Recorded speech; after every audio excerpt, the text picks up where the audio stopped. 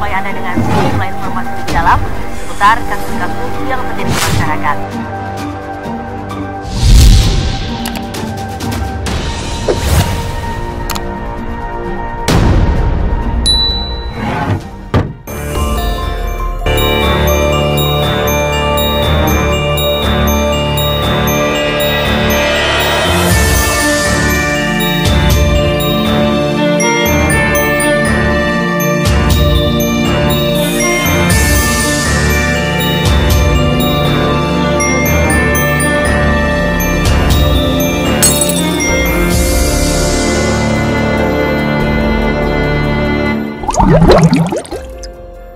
Hidup seorang gadis muda berakhir dengan mengenaskan.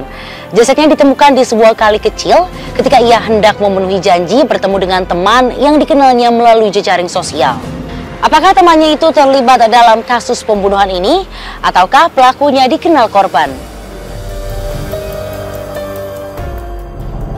Penemuan sesosok tubuh perempuan muda di sebuah sungai kecil di Kampung Sindang Asih, Kecamatan Mangkubumi, Tasikmalaya, pagi itu menggemparkan warga setempat.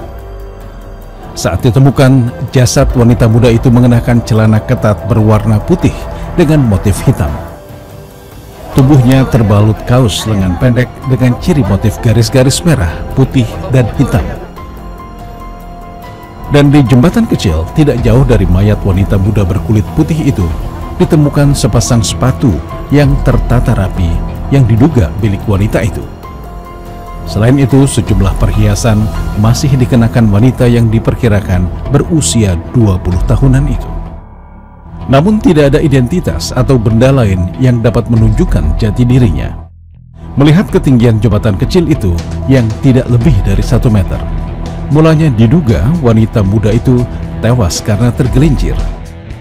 Namun setelah tubuhnya diperiksa, polisi menemukan adanya bekas luka di leher yang diduga bekas cekikan. Petugas curiga wanita ini menjadi korban kejahatan. Karena itu, untuk mengetahui penyebab kematiannya, polisi membawanya ke Rumah Sakit Umum Daerah Tasikmalaya untuk diotopsi. Pertama diketemukan oleh Ibu Dede Hayati dan Ibu Ane saat akan ke MCK. Melihat itu, laporan ke Pak Kapolres tadi, laporan ini ke TKP, dan di TKP itu ditemukan mayat seorang perempuan. Diperkirakan umur 22 tahun, menggunakan kaos warna putih lengan pendek, garis hitam, dan celana street totol hitam. Itu katanya ada beberapa luka di bagian mana?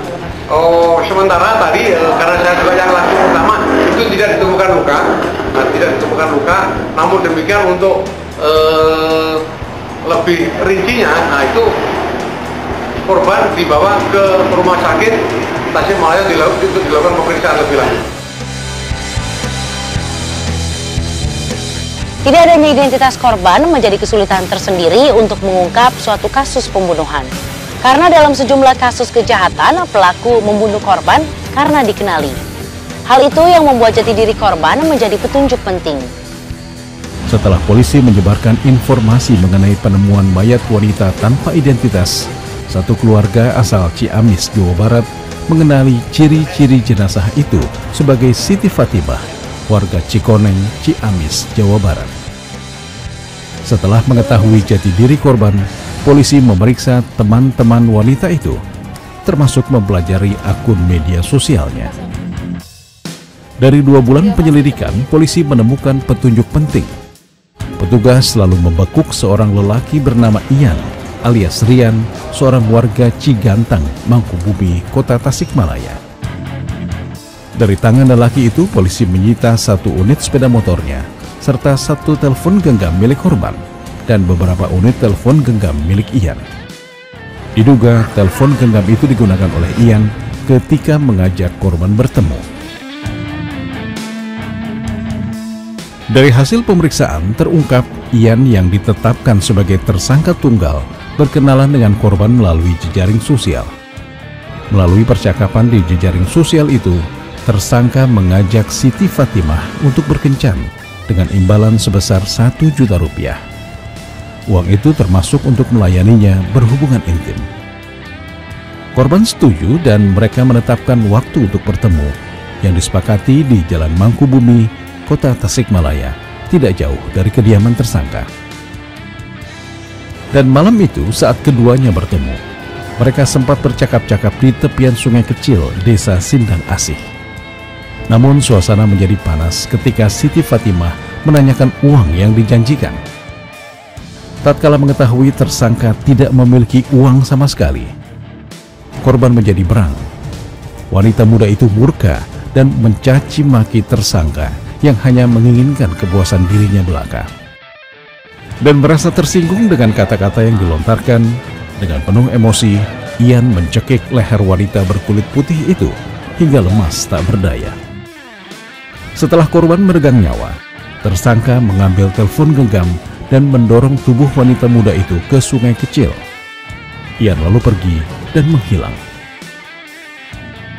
Motifnya berawal dari tersangka ini, saudara ini mengajak kencan dengan mengiming-imingi kurang lebih 1 juta. Namun sebetulnya si tersangka ini tidak memiliki uang.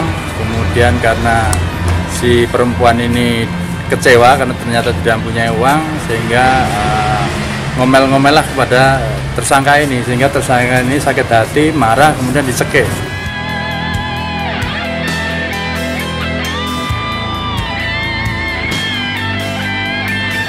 Selama 2 bulan, polisi melacak pembunuh wanita muda itu. Ternyata tersangka tidak jauh bersembunyi. Bagaimana lelaki itu dapat menghindari kejaran polisi? Di manakah selama ini ia berada? Tersangka Rian sehari-harinya bekerja sebagai buruh pengupas kelapa di Pasar Cikurubuk, Kota Tasikmalaya. Kendati sudah beristri dan memiliki 1 putra, namun keinginan Rian untuk mendapatkan pengalaman bercinta dengan wanita lain tidak juga berakhir. Teman-teman tersangka kerap mendapati lelaki berusia 23 tahun itu sibuk bermain dengan telepon genggamnya di sela-sela waktu kerjanya. Namun Rian tidak pernah mengungkapkan kepada teman-temannya siapa sosok wanita yang kerap dihubunginya melalui telepon genggamnya itu. Waktu itu Bapak nggak curiga? Nggak curiga, iya. Kaget. Kaget. Iya. Ketidakcurigaan Bapak kenapa? Apa dari sikapnya itu gimana? Iya. Tapi kan dulu sering pakai Facebook. Oh, dulu di sini. Main Facebook. Di sini sering main Facebook. Iya, sambil main HP di sini kan. Oh, gitu. Ininya sambil kerja, tapi kalau ini nggak sibuk main Facebook. Teman-teman dan keluarga tersangka juga tidak mengira Rian terlibat dalam kematian Siti Fatimah yang ditemukan dalam sungai kecil itu. Kendati pasca mayat korban ditemukan, tidak nampak perubahan berarti dari sikap tersangka. Waktu setelah itu nggak ada sesuatu yang mencurigakan dari suami? Nggak ada. Biasa aja. Kaget nggak begitu ternyata suaminya dijadiin tersangka gitu? Kaget pasti. Gak nyangka pasti. Ya keseharian mah ya baik sih, kata orang sini baik. Pendiam orang.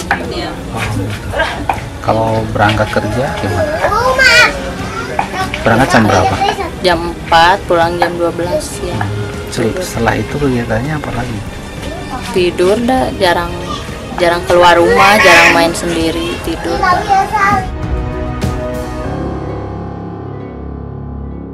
Sebelum ditetapkan polisi menjadi tersangka, Rian terlihat sebagai seorang lelaki yang menyayangi keluarganya. Wih, kerja, tidur gitu. Pernah nggak bisa nongkrong aku main-main gitu? Ya, itu pernah ya, udah bager ya. Soalnya Ya. Pas setelah dengar kejadian gini kok mahal. apa ya gitu, jempling. Oh gitu. Itu terang gitu. Kaget nggak Bapak? Setelah Kaget ya, budak netara kemana-mana tuh nyalungu.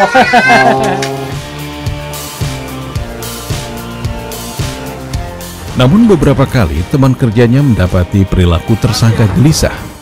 Tetapi hal itu dikira tidak berkait dengan pembunuhan Siti Fatimah. Iya, ganjil itu waktu ini kelapa, dia ketusuk ininya, tangan tangannya sempat pingsan dibawa ke dalam. Oh gitu. Ya, sebelumnya ke paru ada tangannya. Oh, biasanya enggak ya? Enggak pernah. Enggak pernah gitu. Ya.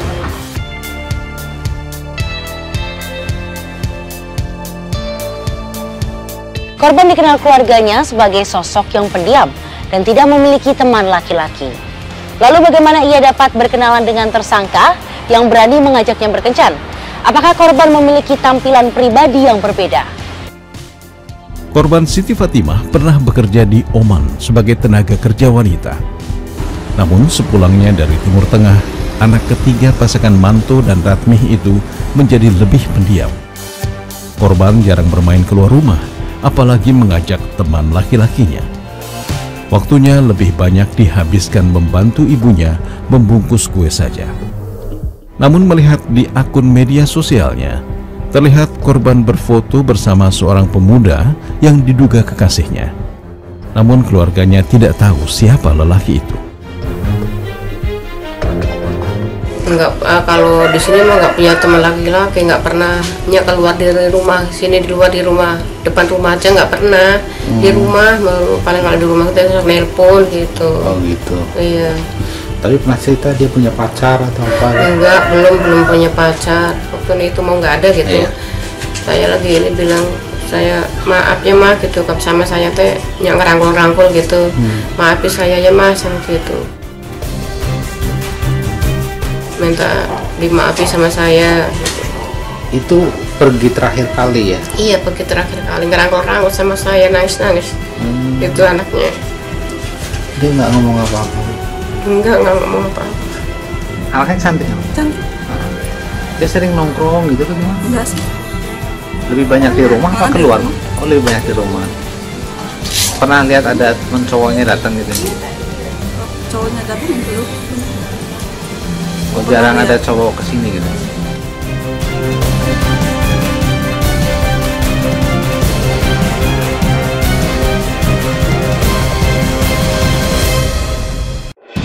Tersangka bersikeras tidak berencana membunuh wanita itu yang diajaknya berkencan. Benarkah demikian hasil penyelidikan polisi? Dari hasil penyelidikan polisi diketahui tersangka Rian dan korban sudah berkenalan melalui jejaring sosial 1 bulan sebelum Siti Fatimah ditemukan tewas. Keintiman di dunia maya itu kemudian ingin dilanjutkan dengan pertemuan di Tasikmalaya ketika tersangka mengajak korban berkencan. Namun pertemuan itu merupakan perjumpaan terakhir wanita itu dengan tersangka. Dan berdasarkan bukti-bukti yang dikumpulkan, polisi menjerat tersangka Rian dengan pasal 338 KUHP karena diduga telah melakukan pembunuhan tunggal terhadap Siti Fatimah. Ancaman sanksi maksimal untuk kejahatan ini berupa pidana penjara selama-lamanya 15 tahun. Untuk pasal yang dikenakan kita masih mungkin masih satu pasal 338 dan ancaman hukuman lebih dari 5 tahun.